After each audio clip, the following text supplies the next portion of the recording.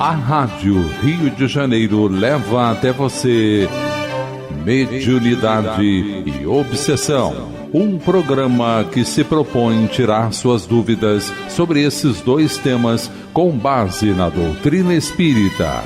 Apresentação: Moisés Santos.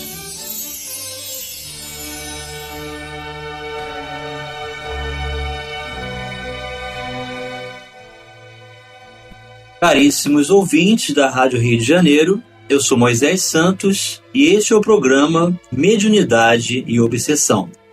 Vamos dar continuidade às nossas reflexões, ao estudo da prática da mediunidade, as suas orientações necessárias para o bom aproveitamento desta tarefa de amor com Jesus, meu caro ouvinte.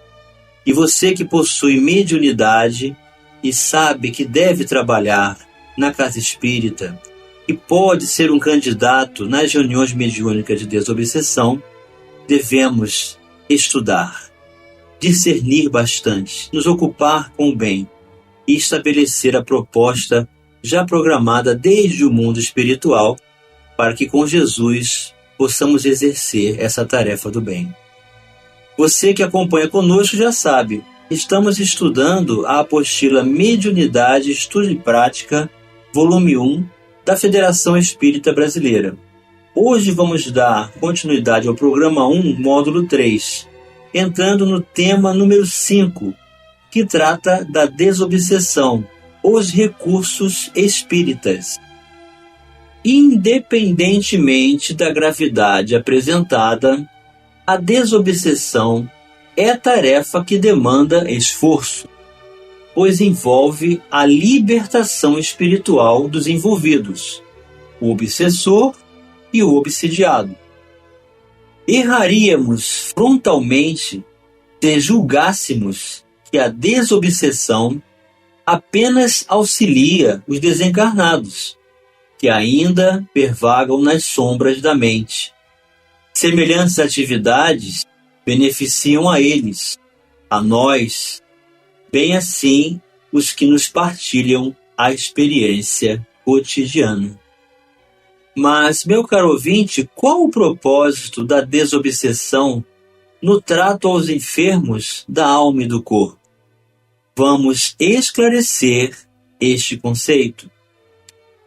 A desobsessão vige, desse modo, por remédio moral específico, arejando os caminhos mentais em que nos cabe agir, imunizando-nos contra os perigos da alienação e estabelecendo vantagens ocultas em nós, para nós e em torno de nós, numa extensão que, por enquanto, não somos capazes de calcular. Através dela, desaparecem doenças fantasmas, empeços obscuros, insucessos, além de obtermos com seu apoio espiritual mais amplos horizontes ao entendimento da vida e recursos morais inapreciáveis para agir diante do próximo com desapego e compreensão. Trecho trazido do livro Desobsessão, psicografia de Francisco Cândido Xavier e Valdo Vieira, no capítulo 64. Então vamos conhecer, meu caro ouvinte, os recursos desobsessivos espíritas.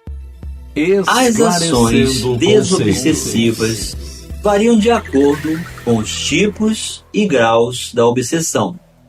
Nas obsessões simples, basta a mudança de modo de pensar do obsidiado. É provar ao espírito que não está iludido por ele e que não lhe será possível enganar. Depois, cansar a sua paciência, mostrando-se mais paciente que ele.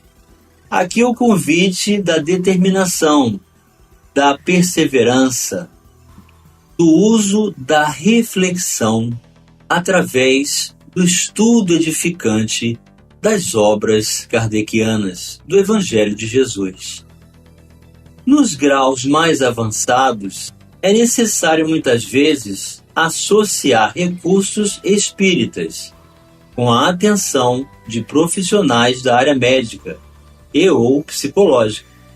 Em qualquer situação, a oração, o passe, o estudo, o trabalho no bem, entre outros, são recursos de inestimável valor.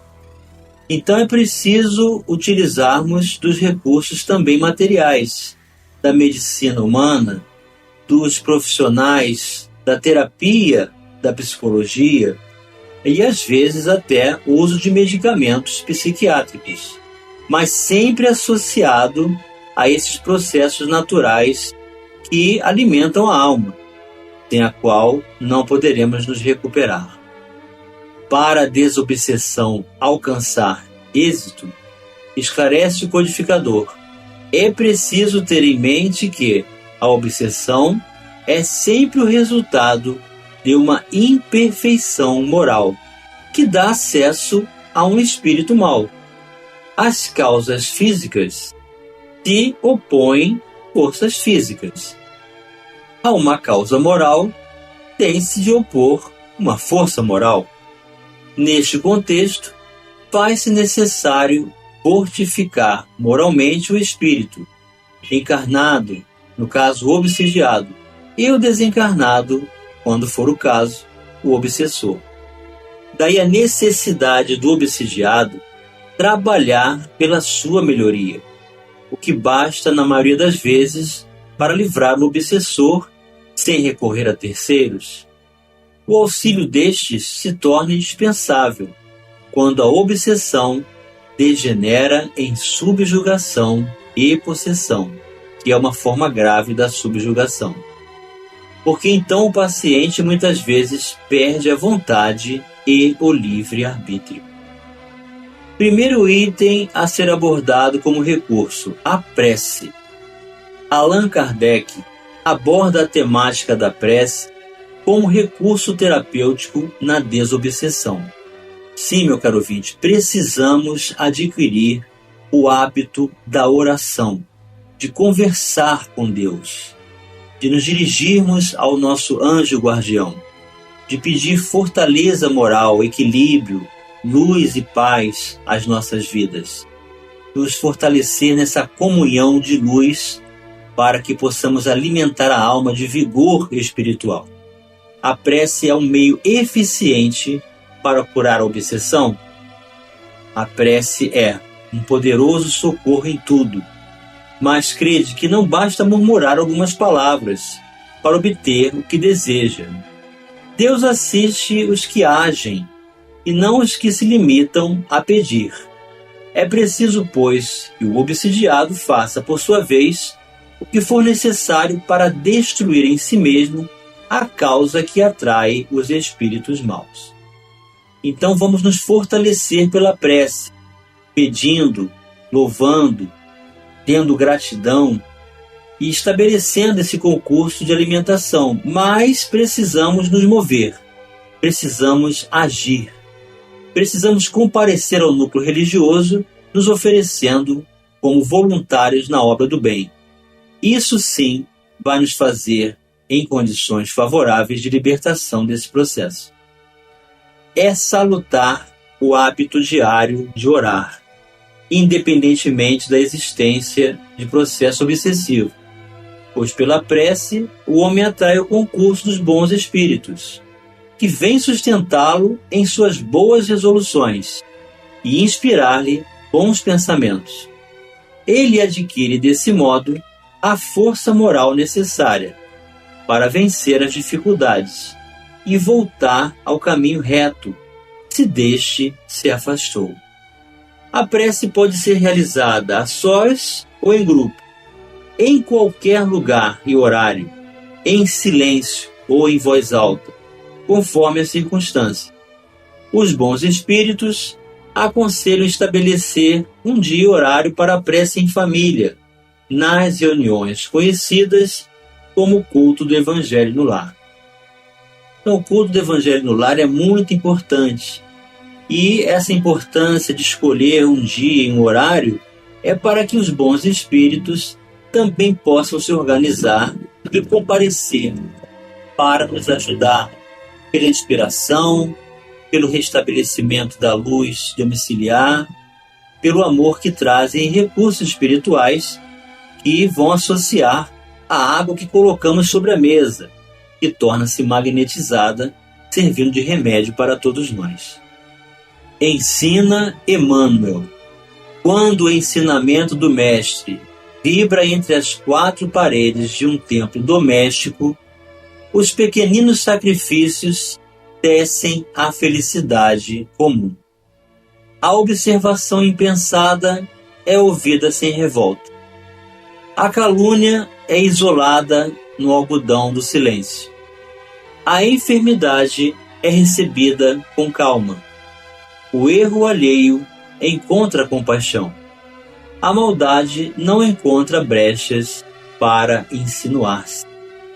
Esse trecho foi retirado do livro Luz no Lar, psicografia de Francisco Cândido Xavier, e o Espírito Emmanuel nos traz essa ideia natural de conquista da família que escolheu realizar a oração para receber Jesus. Vamos convidar, meu caro ouvinte, os mensageiros celestes para compor conosco a proposta de oração dentro do lar, porque assim todos os reveses não vão deixar de acontecer. Não serão mais acolhidos com desespero, mas com serenidade, com equilíbrio, com observação parcimoniosa, com observação e paciência, compreendendo e se colocando no lugar do outro, sem jamais dar continuidade ao mal apresentado. E você, meu caro ouvinte, já realiza o Evangelho no lar, em seu domicílio? Se as pessoas ainda não querem se associar a esse propósito, faça você mesmo, sozinho. Faça-o no quarto, ainda que a porta fechada. Onde quer que você se encontre, ore, sempre no mesmo dia, no mesmo horário. Convide os mensageiros celestes para lhe auxiliar.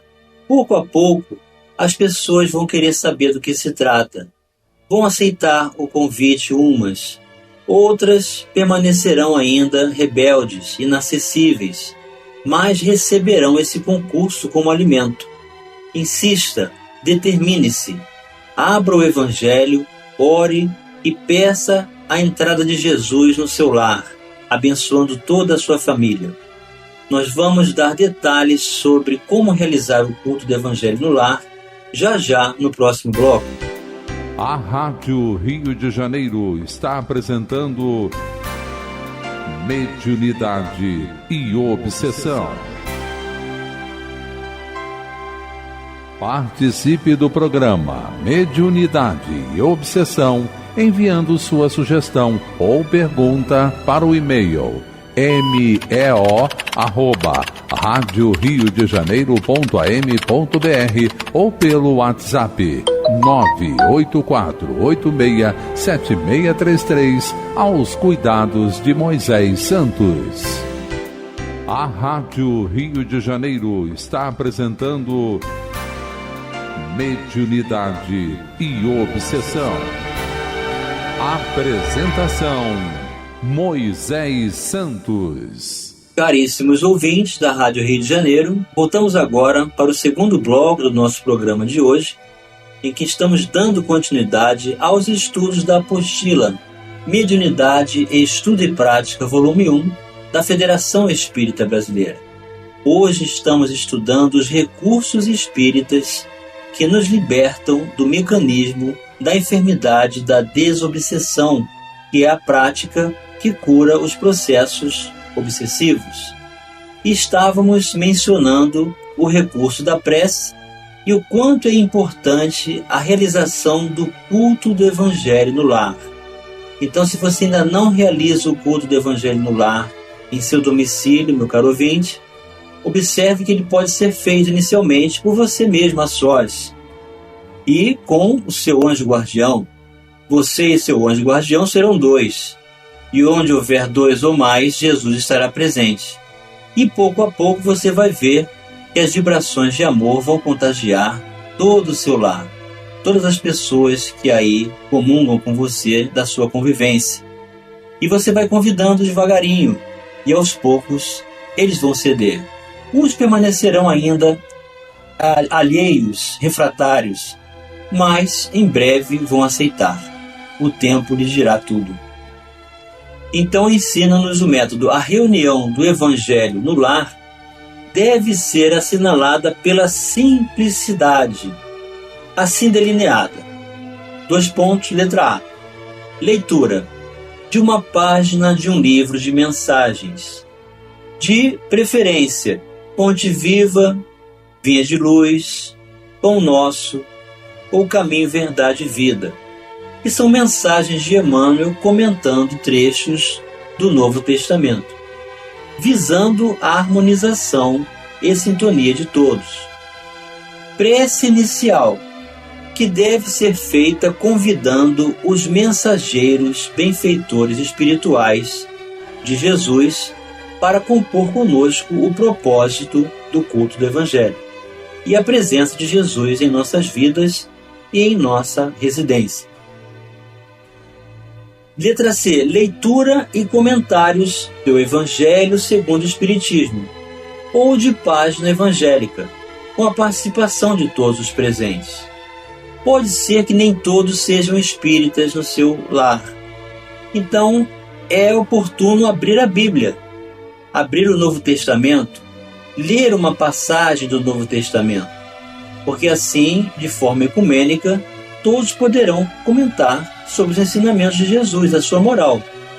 O estudo poderá ser enriquecido com histórias ou narrativas de fatos reais vinculadas ao assunto, porém jamais ser usado para discussões e resoluções que geram atritos e diferenças de ideias.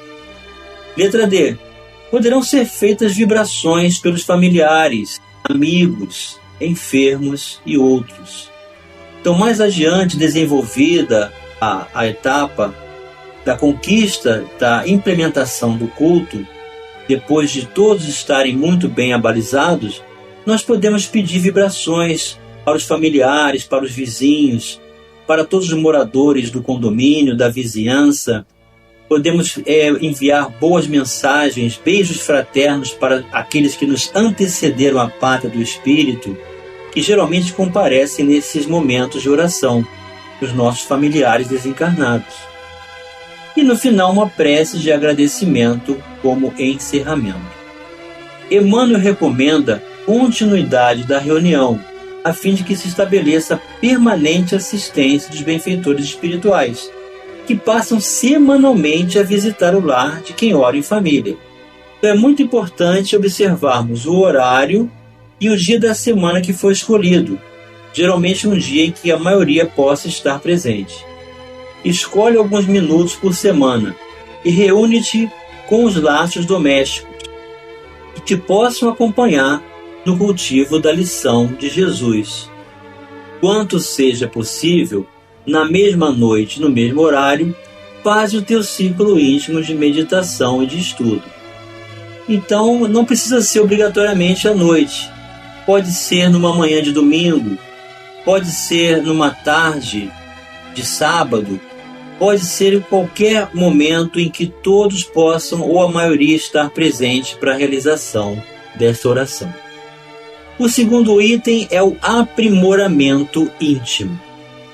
A prevenção e cura de enfermidades espirituais exige renovação do panorama mental em que a criatura humana se compraz. Então a prece realmente será esse sustento para a nossa condição de fortalecimento moral. Mas a solução mesmo, meu caro ouvinte, é o nosso aprimoramento íntimo, as ações que vamos realizar. O reconhecimento daquilo que nós trazemos por hábitos, por atitudes, por condicionamentos que requerem educação e reforma íntima, por nós mesmos já termos reconhecido e não fazem parte da condição de coerência com a própria consciência e o entendimento que passamos a ter do estudo do Evangelho. Para tanto, é preciso trabalhar a própria vontade, a fim de colher bons resultados. Aliada à prece, a vontade é força consciente que impulsiona o espírito para a sua transformação íntima, liberando-o das faixas de influências negativas. Sim, meu caro ouvinte, a vontade é uma das potências da alma. Para o espírito Emmanuel, a vontade assemelha-se à gerência esclarecida e vigilante, governando todos os setores da ação mental.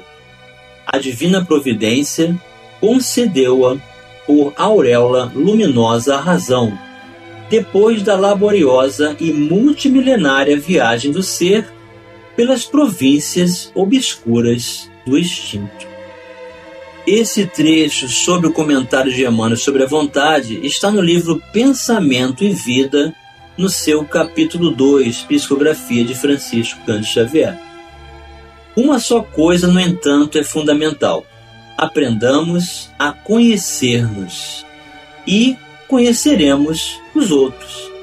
Edifiquemos a nossa vida por dentro de nós, e a vida por fora se nos revelará sempre por maravilha de Deus. Trecho retirado do livro Rumo Certo, capítulo 13, também do autor Emmanuel, Psicografia de Francisco Cândido Xavier. Não se trata de realização incompleta, ocasional ou de fácil empreendimento. É preciso perseverar com firmeza, transformando a vontade em aliada disciplinadora da vida. É através das ideias, das palavras e, sobretudo, das ações que formamos nossa atmosfera particular, capaz de nos identificar perante nossos companheiros de jornada. O aprimoramento íntimo é obra de autoeducação, reclamando, entre outros recursos, o tempo e a virtude da perseverança. Então, a vontade aliada à determinação, ao uso contínuo do hábito da prece, o culto do Evangelho do lar, a oportunidade de agir, servir no bem e modificarmos através do estudo as nossas concepções, nos torna então aptos à reorganização mental de saúde e receptividade para os benfeitores amigos em nossas vidas hoje e sempre, libertando-nos pouco a pouco do processo da desobsessão. E chegou o momento, meu caro ouvinte, de você receber a mensagem ao seu coração. Mensagem ao coração. Do livro Paz e Renovação, autores diversos, Psicografia de Francisco Cândido Xavier. O capítulo 2. Pequenas regras de desobsessão.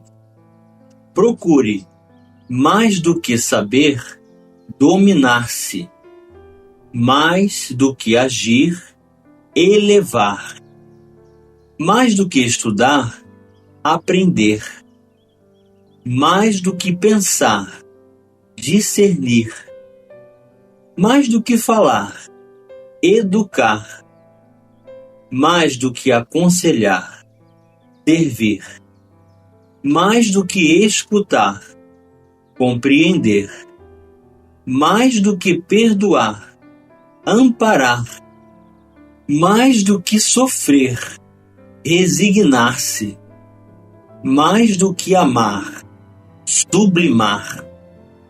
Quando nos expressamos usando o modo imperativo do verbo, não queremos dizer que nós, outros, os amigos domiciliados no mais além, estejamos a cavaleiro de obstáculos e dificuldades que oneram os companheiros do mundo. Todos estamos ainda vinculados à Terra. E, na Terra, tanto adoece o cientista que cria o remédio em favor dos enfermos, quanto os clientes que lhe desfrutam os recursos da inteligência. Tanto carrega problemas do professor que ensina, quanto o aprendiz que se lhe beneficia do apoio cultural. Assim também na desobsessão. todos os apontamentos que se relacionam com o assunto, tanto se dirige aos outros quanto a nós. Assinou André Luiz, meu caro ouvinte, para os nossos corações, oferecendo-nos, na oportunidade de exercer as diretrizes do Evangelho, os recursos de libertação da enfermidade dos processos da obsessão. Fortaleçamo-nos nesse propósito. Que Deus nos abençoe, Jesus nos fortaleça e que seus benfeitores nos inspirem hoje e sempre para o bem.